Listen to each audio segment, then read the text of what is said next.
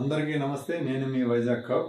నిన్న ఏప్రిల్ 1వ తేదీన మన విశాఖపట్నం కలెక్టర్ ఆఫీస్ దగ్గర మరి కేజీహెచ్ దగ్గరలోని కూడా ఇలాంటి పండగలోని ఇలాంటి రిస్కీ స్టంట్స్ చేస్తూ ఒక ఈవెంట్ని చూడడం జరిగింది.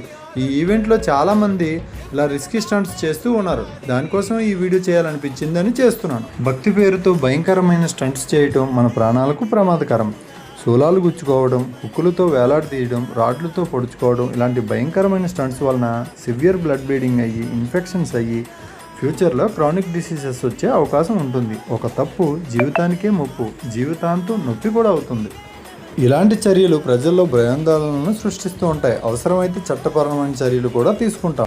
భక్తి అంటే శరీరాన్ని నష్టపరుచుకోవడం కాదు, మనసుతో ప్రార్థించడం, మంచి పనులు చేయటం. మీరు సురక్షితంగా ఉండటం మీకు, మీ కుటుంబానికి కూడా మంచిది. అదే నిజమైన భక్తి. మీలో ఉన్న భక్తి మీకు బలం కావాలి కానీ ప్రమాదం కాకూడదు.